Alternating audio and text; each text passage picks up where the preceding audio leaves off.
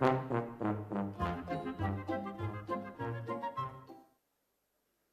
good morning, everyone, and thank you for being here on a Sunday morning, which also happens to be rainy.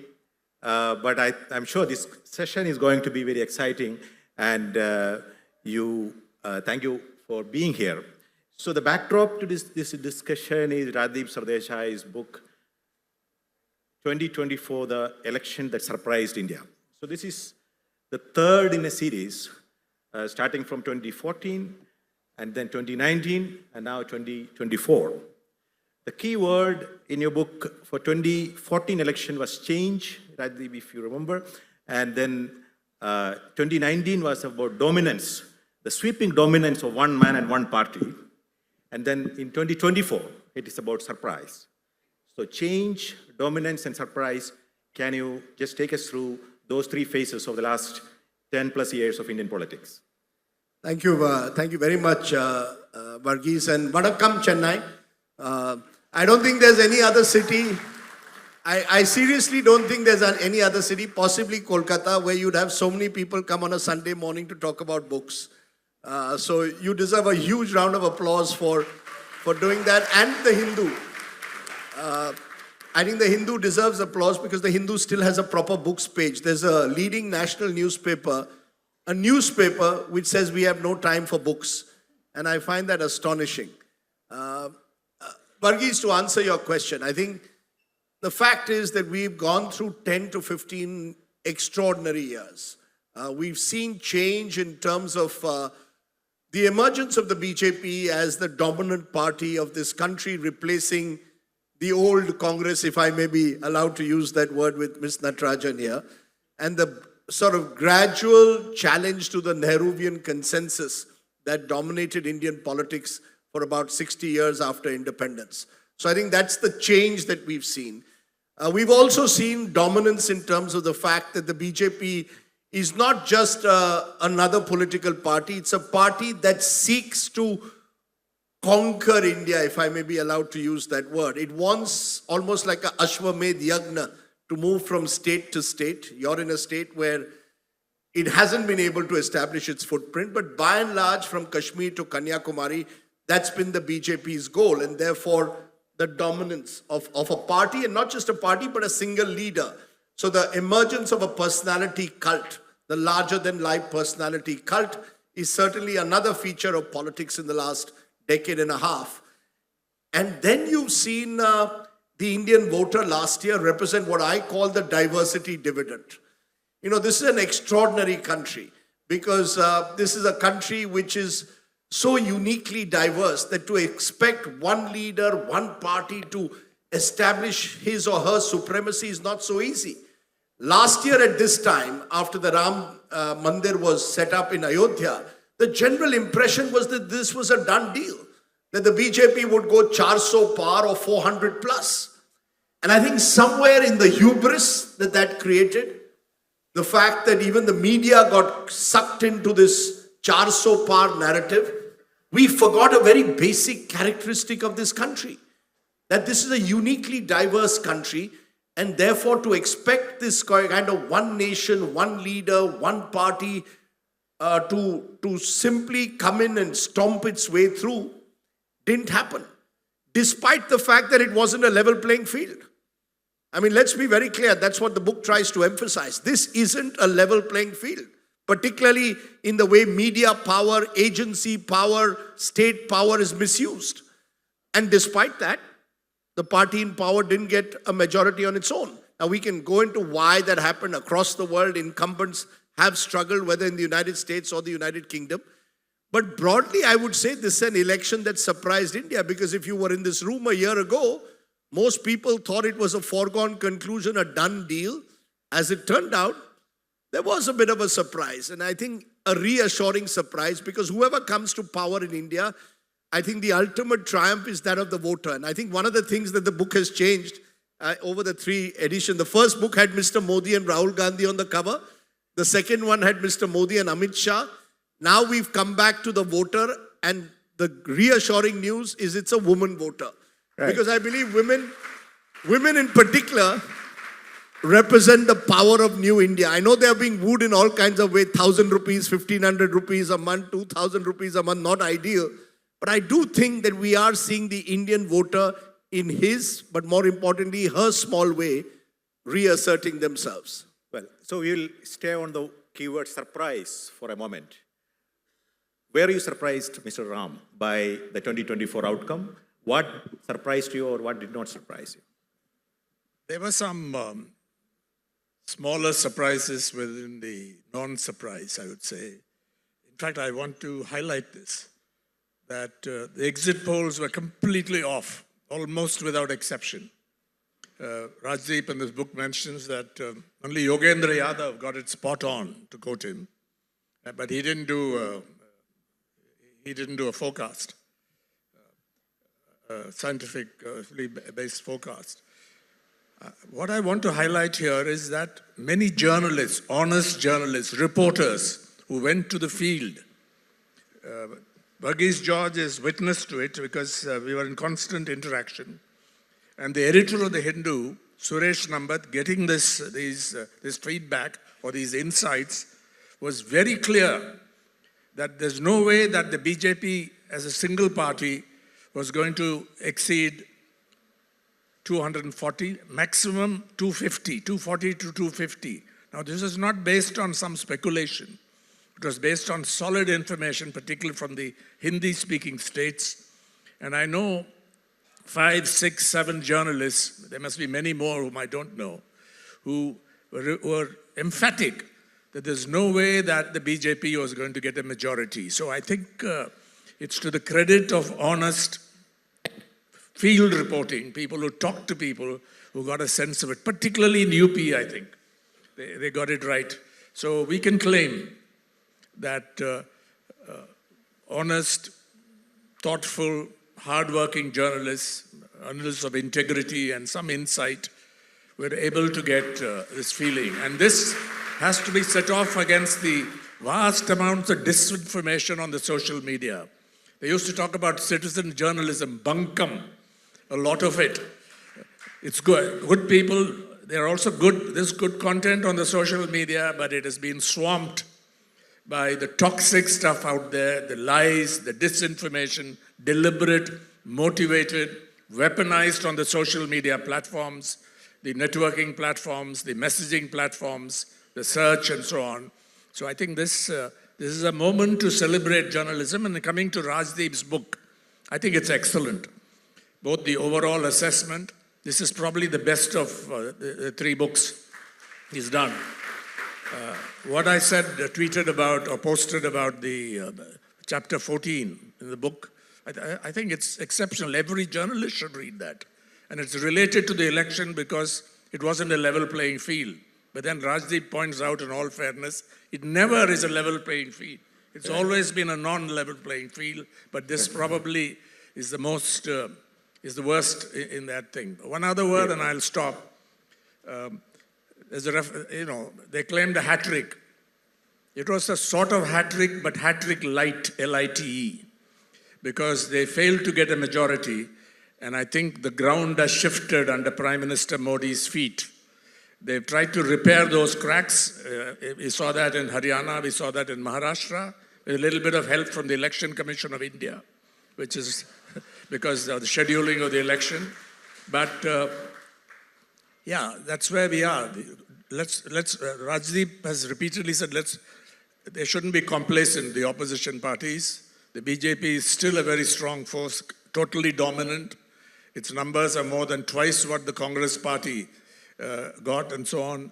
But the ground has shifted under Prime Minister Modi's feet and the BJP's feet. Yes. So it was no surprise. It was not entirely a surprise. Right. So in fact, we hope to spend a little more time later in the segment on the role of media, which the book discusses in some detail. Before we get to that, Ms. Natarajan, what surprised you about 2024? Actually, what was the main takeaway for me? First of all, I want to take off from what Rajdeep said and say very proudly, in Chennai, or in a lit fest organized by the Hindu in this state of Tamil Nadu, the voters always made their voice heard, no matter what the external noise is. For example, you'll all remember in 1980, there were elections. Now there's a lot of talk about one nation, one election. In 1980, there were elections held simultaneously to the state assembly and as well as to parliament. And the Congress, of which I was an active member at the time, and the DMK went in an alliance, which, there were the daggers drawn earlier. It was a totally political alliance against MGR, whose government had been dismissed by the central government. And the Tamil Nadu voters decisively rejected the DMK Congress combined for the state assembly, voted MGR as chief minister, and decisively rejected MGR for parliament and voted for the DMK Congress combined. So the voter in this state, they've always known their mind. They've always known their mind. So I wanted to point that out. And the second point, which again, the women of Tamil Nadu, I keep emphasizing Tamil Nadu because this is what I know best. I've read Rajdeep's book. I think it's an excellent book. I don't have the advantage of an all India perspective as he's got right now. But in Tamil Nadu, the woman has always voted separately. They've voted as a bloc. They voted for what they want. They are very, very clear in what they want, the women of Tamil Nadu. So I think the women of India have a voice now, and they want to vote for something more than a mere empty construct of a political narrative, whatever the narrative is, whatever the noise is. They want to see growth. And I just want to add one more thing. That is, what amused me, not surprised me in the election, was that those who lost were celebrating. I was watching television, and those who lost, who actually didn't form the government, and I mean the opposition, they were celebrating as if they had won. And those who actually formed the government were looking very dejected. So yes, I think yeah. that speaks to what the message the voter wanted to convey and what they wanted to achieve. So, Mr. Sardesai, actually, that's an interesting paradox of 2024 outcome, which is that the victor and victory both are in the eye of the beholder. You can actually see the Congress actually increased its tally by 100%, nearly doubled. And while, as Ms. Natarajan put it, the people who could not make a government were celebrating, and people who actually made a government, they were in despair. That's the fascinating part of this 2024 election. I think that's the fascinating part of this 2024 election, that the Congress with 99 seats thought it had won, and the BJP with 240 seats thought it had lost. Now, it just shows the complexity of the... It also shows a certain decline of the Congress party, that going up from 52 to 99 is reason to celebrate. It also shows at one level the hubris of the BJP, which was convinced within that it might get this 350 or 400 plus, ends up with 240. I think the one message in general this election sent out, which is why I think this is important, and this book is more than just about an election, it looks at India over the last decade, is that I think there is hopefully less and less space for arrogance. You see, this belief that you can take people for granted, I think that has had a pushback of sorts. And I think that's to be welcomed. I think those who write off India's democracy all too easily should realize this is an extremely resilient democracy.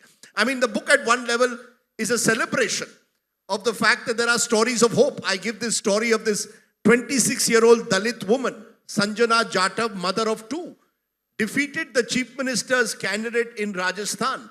She didn't have big money. Her husband was a constable in the Rajasthan police force. The Rajasthan government warned him, we will sack you if your wife contests against the chief minister's candidate. And good for him, he said, if that's what you're saying, my wife will definitely contest. And that's the kind of spirit, I believe, that makes India. And this 26-year-old woman who became an Instagram star, mother of two, defeated the chief minister's candidate. And good for him, good for her. and good for Indian democracy. And there are many such stories. So, that's the beauty and magic of India.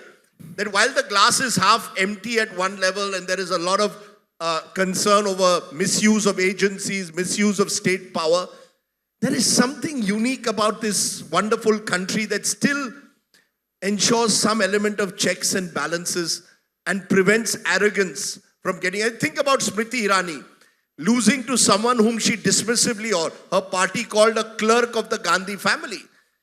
I mean, that's not the kind of language that the Indian voter in his or her own way appreciates. And good for the Indian voter. So I think, I like to say democracy zinda hai. I refuse to write off Indian democracy. We tend to, because, we look at all these global indexes and they say we are below, astonishingly at times even below Afghanistan or Kazakhstan. We're not that bad. We're not that good, but we're not that bad either.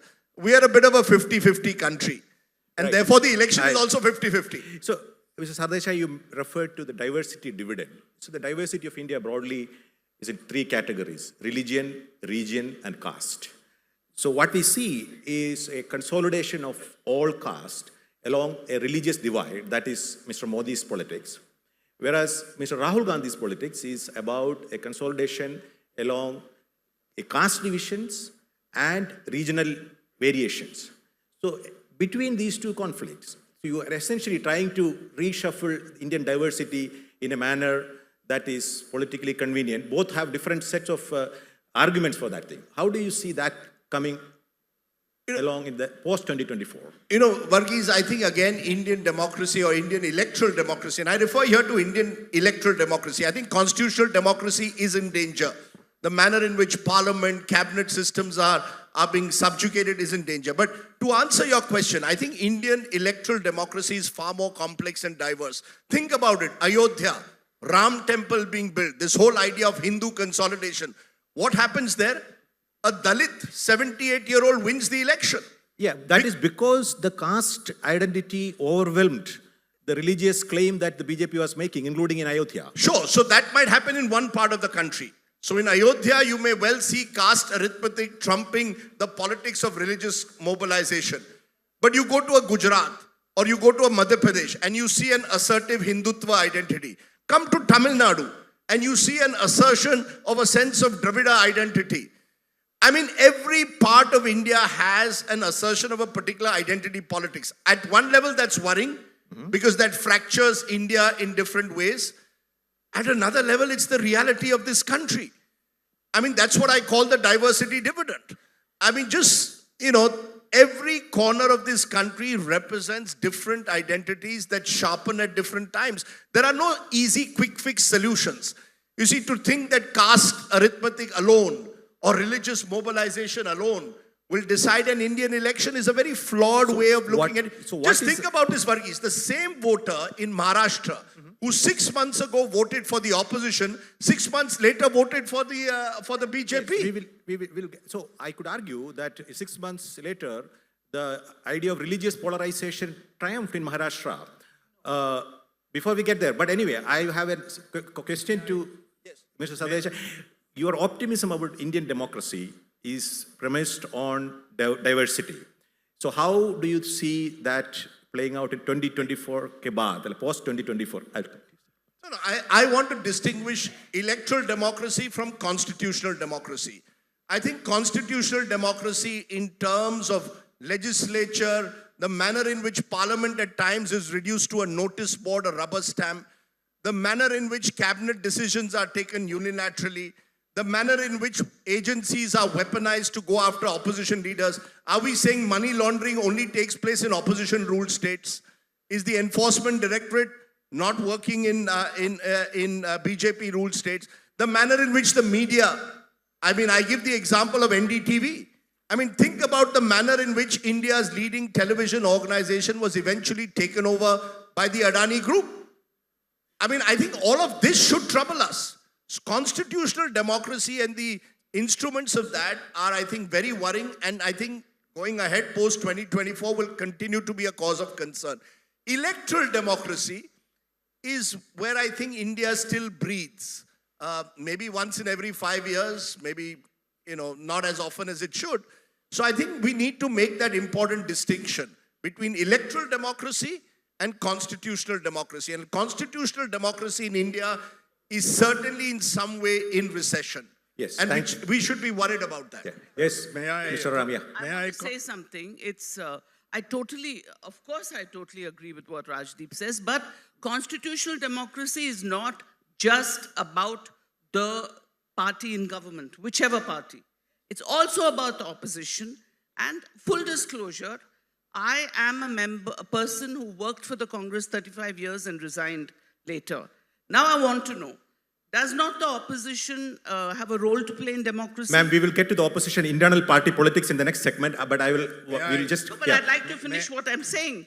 That they have an equally important role to play. And if they are not creating an alternate space in an election, if they are not creating the proper credible narrative, if there's no democracy within the opposition itself and no narrative, then how do they fulfill their role?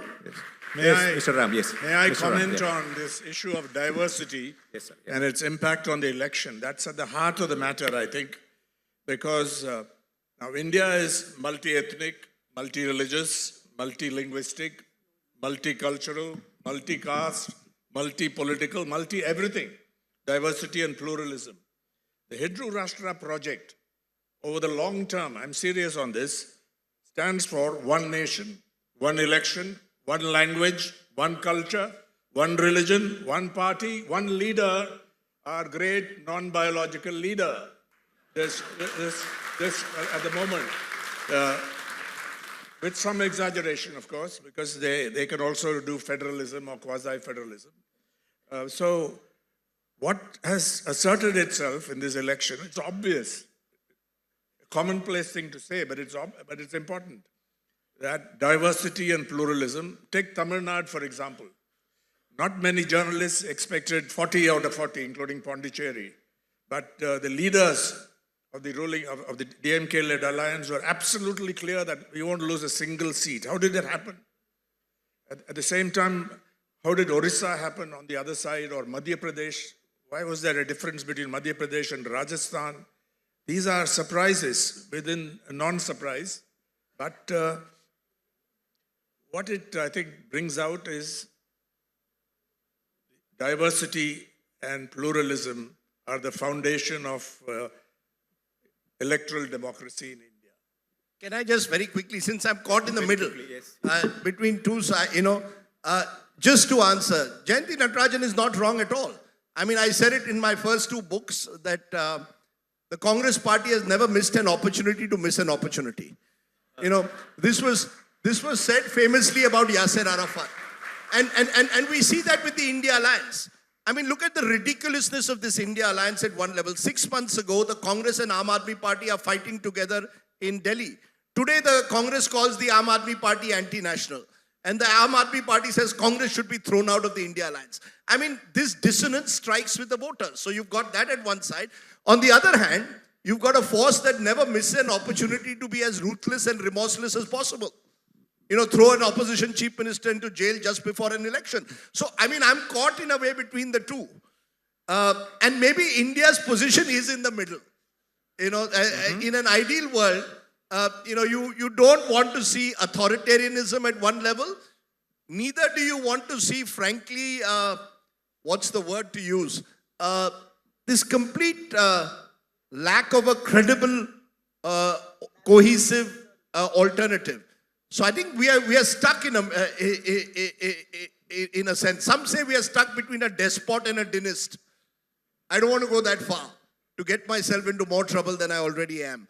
I did say it, but in a way that reflects India, the challenges Indian democracy faces at the moment. Now, may I say something? One reason why the people who didn't make it celebrated was had they got the numbers and formed the government, look at the plight they would have been in. That's right, yeah. A coalition of that kind. So I think they got the best possible, the optimum outcome, if you like, because Just short of winning power, but having demonstrated their clout, which is, I think, the explanation for what Jayanthi referred What are they to. doing with it, Ram? They're carrying handbags saying Palestine. it's not serious. Parliamentary opposition, it's not, there's no serious alternative. Right, I think, yeah. So hopefully we will actually discuss internal politics of both Congress and BJP in the next segment. But before we get there, Mr. Sardesai, you mentioned and discussed quite a bit about the role of the media and how it was entirely one-sided, most of the Indian media. But still, we had this situation of a narrative that went totally out of control for the BJP in 2024. This argument about the constitution being in danger, that just emerged. How do you explain that process? Look, first of all, there is media and media. Let's not define media only through legacy media, through what happens on primetime television, where all you have is noise replacing news. There is a world out there of digital media, of social media warriors. In fact, as I discovered while researching the book, this Samvidhan Khatre Mein Hai, or the Constitution is Danger, was first raised by some Dalit activists in websites that they run, digital websites, very popular among Dalit communities. There's an entire world out there. Again, the diversity that we speak about. I think mainstream legacy media, by and large, has lost its moral compass. But for every mainstream legacy media... Except the Hindu. You know, there's a slogan that used to be there, Hindu Khatre Mein Hai. They don't refer to the Hindu newspaper, they refer to Hindus out there. But the truth of the matter is, even away from that, there are lots of these social media, digital sites, community websites, all of which are amplifying various narratives. And one of the narratives, and you could argue it was a fake narrative as some call it, Constitution, Samvidhan Khatre Mein Hai. The truth of the matter is there are people out there who were fearing that their reservations will go. They thought 400 seats, the BJP will take away reservations, and that caught on like wildfire because a few BJP politicians amplified the fact that the Constitution... So that happened despite the Congress party, despite a biased media. So how do you explain that thing, and how do you relate that to the overwhelming dominance of the BJP that seems unbreachable? Do you think something of that can happen anytime? Or? Of course it can. Look, we live also, remember, in a world where there is, we have 600 million Indians or even more now with smartphones. Very interestingly, one day before the Maharashtra state elections, an aunt of mine sent me a message saying that, do you know what is the news which you're not showing on your TV? I said, what?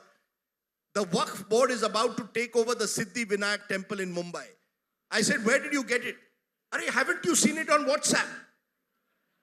Now, you see, you have created this completely fake real-time universe where WhatsApp messages go to millions of people in real time.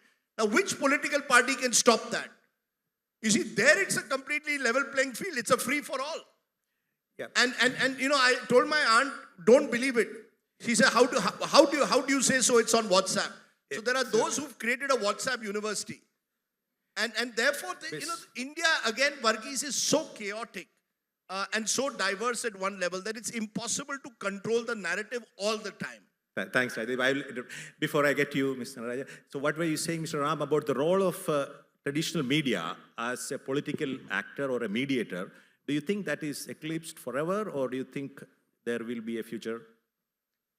Nothing is forever. I think the business model has collapsed or has declined a great deal.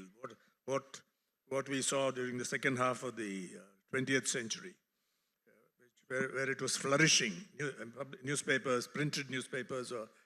So that's under pressure. There are a few exceptions. The New York Times maybe, but even they are facing some pressures. Washington Post is bleeding. And the Financial Times, a few are doing all right, but the business model and it's to do with change of consumer habits. Young people do not read, surveys have shown, they do not read newspapers or any news on any platform the way previous generations used to. There are business pressures, social media, the scale of social media is, it's completely outclasses the reach of traditional media or professional media, if you like. So I think there are challenges, but nothing is forever. If you can create relevant content, interesting content, and use technology the way they are using technology, I think there is hope. But it's uphill right now. There's no doubt about it. But, Ma'am, can I phrase? but the pandemic demonstrated that people trusted the professional media more. Surveys have shown all over the world that people relied on professional media rather than social media to get their information on this. That, I think, was a major victory, a major strength of the professional media because it had credibility and trustworthiness. Ram, I think it's, and Raj, I think it's because a newspaper, traditional newspaper, obviously not social media, I think, except for the Hindu, traditional newspaper barons want to become politicians. Politicians want to become business tycoons. Business tycoons want to own newspapers. I think that's part of a vicious cycle Right. that actually stopped. To be fair, I must add the Deccan Herald and the Telegraph But and that a number was of part others of the to this. decay, wasn't it? Because there was a terrible conflict, which is the point that I wanted to make in a democracy. Unless there's a separation, it's not alone the remit of politicians and government and opposition. Also, the media, business houses, everybody should have the same commitment to democracy and elections. If business houses are going to be secretive, if politicians and give to politicians, if the media does the same thing and supports people secretly, if the judiciary doesn't do its job, then how do you expect democracy to flourish? It's not alone the remit of politicians, of those people you elect, you throw out every 5 years. I can't throw out my newspaper. I can't throw out that judge. I can't throw out that business tycoon. And they exercise an enormous power over our democracy. Rajdeep, Varghese, sorry, but while we self-flagellate over India, Yes, we are still better off than a country that you've written on, America, in some ways. I completely agree. I mean, look Yes. at, in some ways, look at what Elon Musk is doing to Twitter. It's become his personal social media handle. He's virtually deciding US foreign policy, it seems, on Twitter. He's going to create more conflicts. American Godi media is much more shameless than Indian Godi media. No, well, you know, it's again a question of degree. But look at Jeff Bezos. Decided, you know, the Washington Post will abandon what it's done for years, which will give an editorial as to who they think is most suited for America. So, I mean, sometimes Trump makes India look good. I agree. You know, and I don't know whether that's something to celebrate just yet, because I think overall there are still greater checks and balances in the US system. I think the checks and balances in our system are weakening. A quick word from you, Mr. Ram, before we move on to the next question. Yeah. No, I think I agree with that. If you read this book, which I strongly recommend to everybody, this book here, I'm promoting this because I believe in this. I think this election gave a lot of hope, gives us a lot of hope, reading in between the spaces and so on. And there's no need to despair. Even on the media, there are many spaces out there. Totalitarian control of the media is not possible in India. There are all kinds of things sneak through. And of course, on the digital space, they're trying to do something about it, but I don't think it will succeed. So there is a lot of reason for hope, I think, that came out of this election. It was reflected in the outcome of the election, and after that, there may have been some setbacks for people who believe in democracy, but I think that's the message that should be highlighted, and that's very clear from a critical reading of this book. Yeah. So they say the book talks about internal issues of both the BJP and the Congress. If you have time, we'll also very quickly touch upon the regional parties. But for the BJP, the key risk is associated with the key person that dominates a party.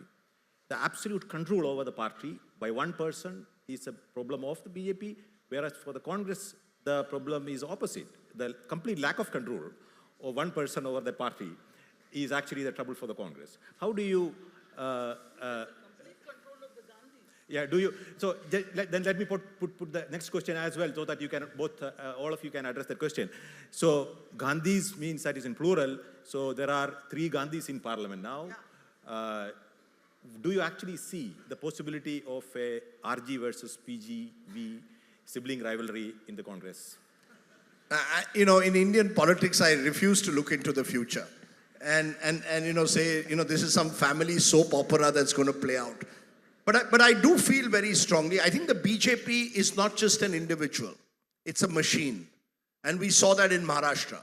The manner in which the RSS, which was not fully involved in 2024, and maybe that's one weakness that I see now in hindsight in my book, I should have explored it more, the role the RSS plays during elections. They seem to step away during 2024 in a manner that was unexpected. I mean, one of the interesting findings, data points, more than 100, just look at this number. The BJP had about 435 candidates in the Lok Sabha.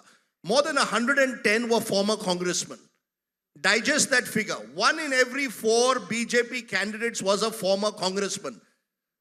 So in a way, the BJP is more than just an individual. It's become this machine that people have gravitated towards. It's got resources, it's remorseless, it's ruthless, and it's going to last for much longer than most people think. The Congress party, I think, is stuck in a time warp. Oh, you're not in the Congress party? Okay. Jayanthi Natarajan is in that wonderful position where she can sort of virtually blame the Congress for everything in the past. When she was in the party, it's not as if dynasty only... Ma'am, it's not as if, all the ills that we now heap on the Congress only started in 2014. Even when you were part of the Congress, the obsequiousness, the sycophancy, you were part of it. Good. I mean, that's a candid admission. And I think Varghese, importantly, there's a younger India which is hankering for a new kind of politics. And I fear that neither of these two major national parties actually fulfill the real aspirations of this India. That's my worry. I traveled a lot through Maharashtra. It's my home state. And I was stunned when I went to certain parts of Maharashtra that are falling off the map, meeting these farm widows. Husbands committed suicide for not having a 1 lakh rupee loan that they could pay off. No politician in Maharashtra for the last 30 years, Congress has been in power, BJP has truly addressed the issues of the farmers. Our politicians are living in a completely disconnected from the real world. Whether it's the dynastical politics of the Congress, and it's not as if the BJP doesn't have families that are running, that are entering politics. So I think my worry is our politics is getting caught in these binaries when the reality on the ground is very different. We have a serious crisis of jobs for the young, serious crisis of providing employability. None of these are addressed by these netas. We are caught between a despot and a dynast. Let me now say it. We are caught between a despot and a dynast. All right. Neither of them are healthy for Indian democracy. Ms. Natarajan, so you've actually admitted, you pleaded guilty already. So let me press on that question. What in the Congress today is more dynastic or more, what has worsened the situation for Congress? You've seen it from inside for a long time. First, the same family, the same caste. I was very much a part of it. I was very much a part of the obsequiousness. I really believed that this was the Mrs. Sonia Gandhi, Rajiv Gandhi before her. They're the people who can unite the party, and the Congress was the middle space, the centrist space.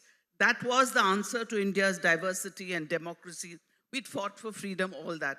But today when and it's after I've left, and it's 10 years since I left, so nobody can turn around and it'll be in another few days the 10th year anniversary of my having walked out.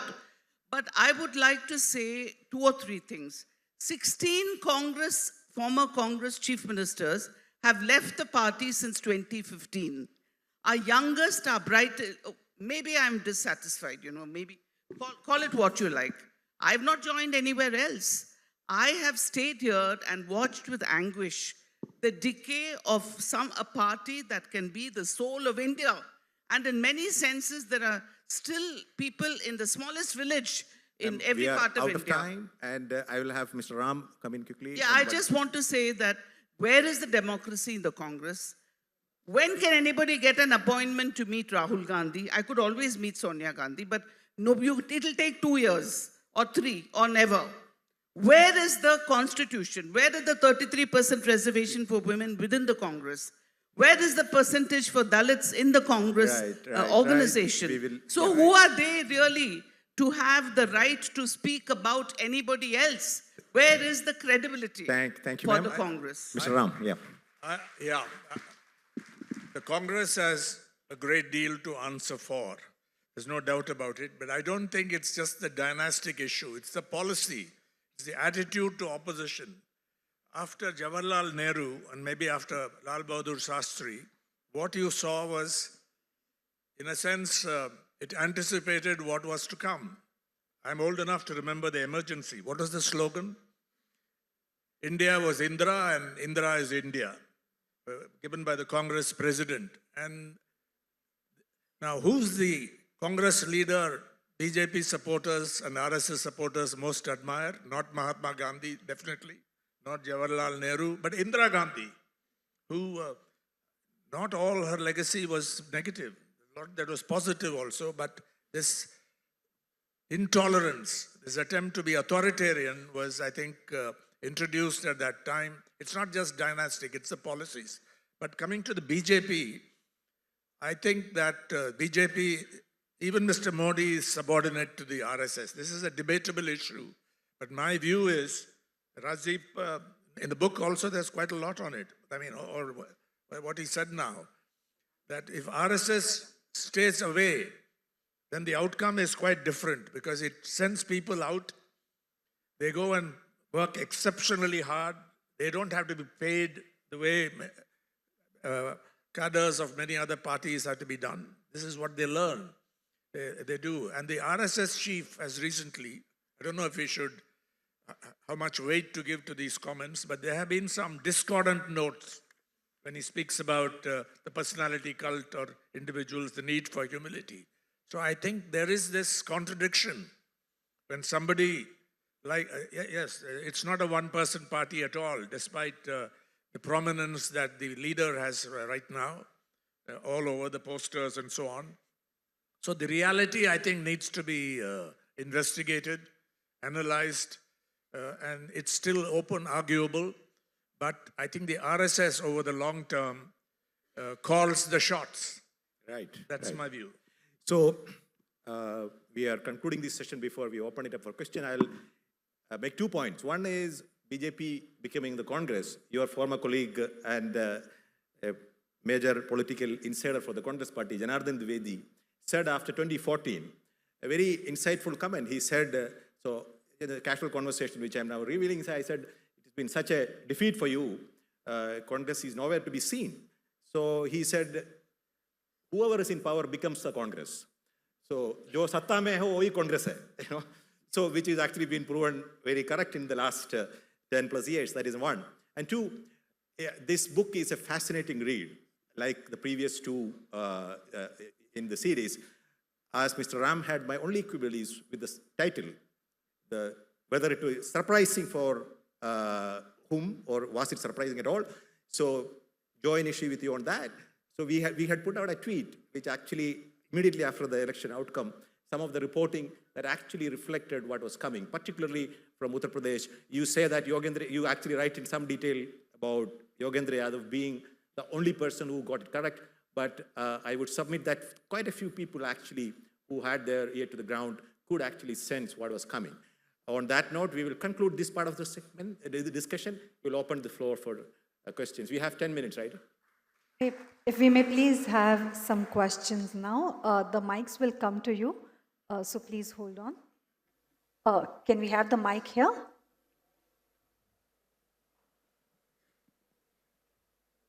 Yes, you can go ahead. You can go ahead, ask.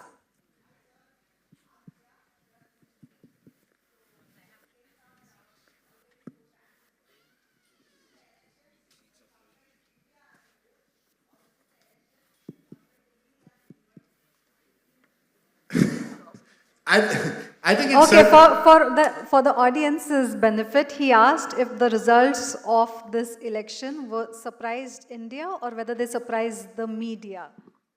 I think it certainly surprised smug television anchors and even smugger exit pollsters. I genuinely think exit pollsters must exit, and smug television anchors who spend all their time in television studios playing God must start going and talking to the people of this country. A combination of the two might mean that we would be a little less surprised. But you're right. Maybe you were not surprised, but certainly a lot of, I don't want to say us, because I had a blog, I remember on 12th May 2024, where I said, I don't think the BJP will reach 272. I was promptly shouted down and told that's not what the pollsters are saying. And I sort of cowered in a corner. So I will be more careful next time. Rajdeep, were you the one who made the most successful of the exit pollsters cry on national television? Yeah, I did. I think because, like everyone else, the exit pollster was also playing God. I mean, I want to give him, he really does make an effort. I know him quite well. I'm not saying that there was any bias involved. But I think, we are a 97 crore electorate, 65 crore vote. Can any pollster or someone sitting in a TV studio really understand what's going on in the minds of these crores of voters? So, Rajdeep, if I may press you on that point a little more, what is your view on an argument that though some of those exit polls may have been deliberately misleading, or was those a genuine mistake? No, look, I mention it in the book. There are exit pollsters who are polling for a political party. Look at the conflict of interest. And there are fly-by-night operators who've made this a business. You see, that's the problem. You can do a good exit poll. You can do a decent poll. The problem is the people who are doing it are riddled with conflict of interest and often have no ethical standards. We have, in this country, we've not even set, like in the United Kingdom, you have certain transparency rules when you put out a poll. Here, nothing. We don't even know sample size. How many people have you actually polled? So there are lots of flaws in the system, and I'm glad all these gods have failed, because now we can step back and stop being so smug. Can we please have the next question? Hello, sir. So thank you for these wonderful insights. So firstly, I just need to ask you, how did you maintain this relationship with Modi, like in such a way that, somehow you've been going in his direction for a while, and later there was a paradoxical shift in a later time. So how did you maintain this relationship with Modi? And secondly, one question which I need to ask. Okay, there, in that corner, up there. I think this is a long question which I need to ask you for a very long time. Are you the most hated journalist right now? Are you the most hated journalist right now? Am I the most hated journalist right now? You see too much of social media. Social media is echo chamber. As long as I'm loved by my family, I don't care whether I'm hated as a journalist. It doesn't matter. And in any case, hate is a very strong word, and that's part of the problem. All of us have got caught in our echo chambers, WhatsApp groups. We walk out of WhatsApp groups if we don't like what the other person says. We become a them versus us society. And the more you become a them versus us society, it's the fastest route to fascism. And that should worry all of us. I didn't know what your first question was about a relationship with Mr. Modi. How do I have? I actually, I don't know, Mr. Modi and I have parallel careers in a way. I hate to use that word in any glorifying way. But I joined journalism in 1988, and he also emerged in a way in politics around the same time. I met him in 1990 on a Rath Yatra. I know a bit of Gujarati. My grandfather was a police officer in Gujarat. He was Mr. Modi was arrested during Nirman when my granddad was IG. So we go back a long way. The only difference is his career path has gone this way, mine has gone this way. And hopefully never the twain shall meet. If I may request the audience to please resist from passing comments and ask your questions as briefly as possible. Thank you. Good morning. So to your right here. Yes, I'm Jayashri. My question is to Mr. Ram. Sir, in the introduction, you had dismissed the social media and I don't remember the term you used about the individual journalists who sprung during the election time, giving their own opinions. but the major media houses were buckling and going the Godi media way. I would like to know your opinion about individuals in the social media like Mr. Dhruv Rathi, who was standing his ground. And there is one more question I want to ask you, sir. You said the RSS still has its hold on BJP. So does the 75-year rule still hold water? Yeah, Can I add to that? I just have one question to add to that. So in this current political context, what would you say is the role and future of journalism and journalists? Thank you. so yes, this is why I think Rajdeep's assessment, chapter 14 in this book, I fully stand by that because it's comprehensive, it's insightful, it gives you illustrations, and it looks at the totality of the picture. And you're absolutely right. I agree with you on both issues. Jayashri is the name, right? Yeah. That there are people with a large following on the social media. I mean, when I say, I was overgeneralizing perhaps, because there's a lot of disinformation out there, lies and so on.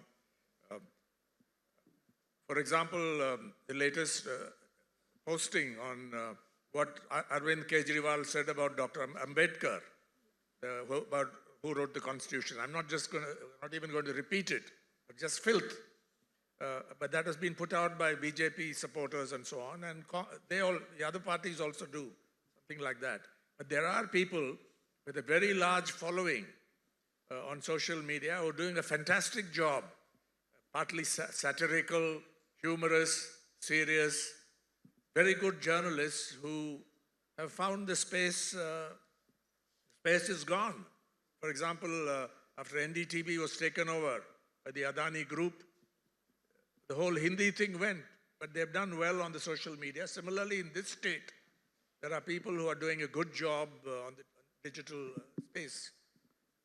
Now, is that social media, or are we talking about professional journalists and other public intellectuals using these platforms? It's arguable. So I think that's, what is the second question? Yes, yeah. This is an interesting question because the RSS, Modi is pracharak. That means he's totally devoted. He gave up his family, wife, everything, and became an RSS pracharak at a very young age, Mr. Modi, in his 20s. Unlike Adani, Vajpayee, etc., who are Swayam Sevaks.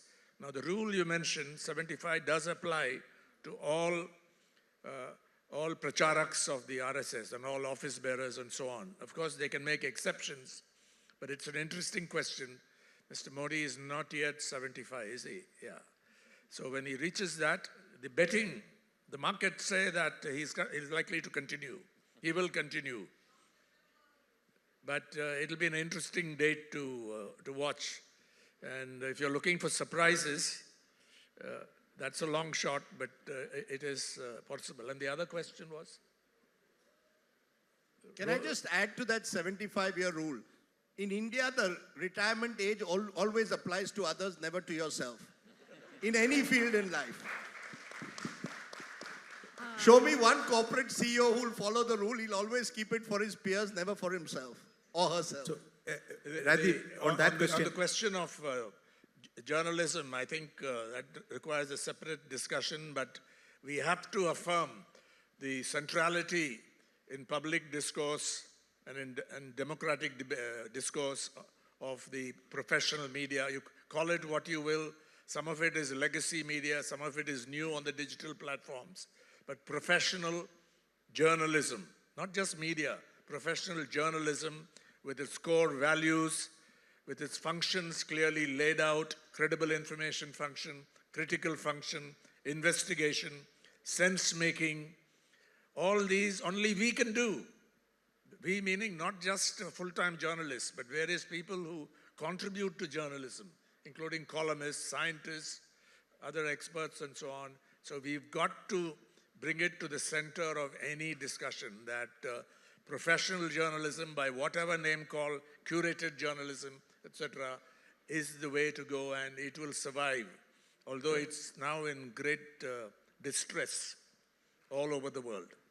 Thank you. Rajdeep, to you for the last word.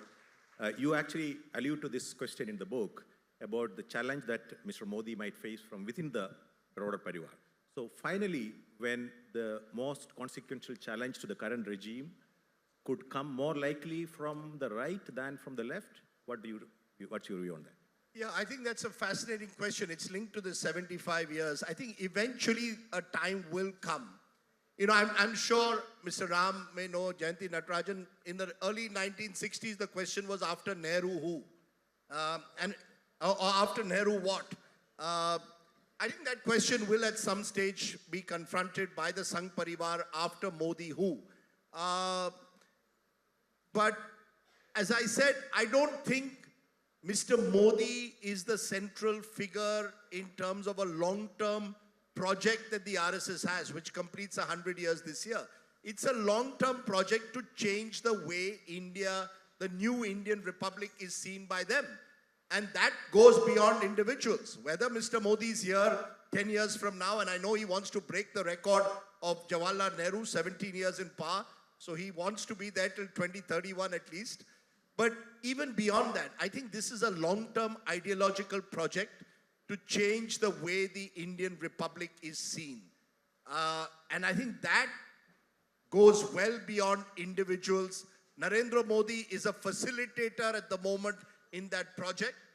There may well come a time when they will see someone else who could take that project to the next level, whether that's a Yogi Adityanath, whether that's Devendra Fadnavis. I won't go into individuals, but I think in the next 20, 30 years, that's the fundamental battle that's going to take place in this country over the nature of the politics that we want.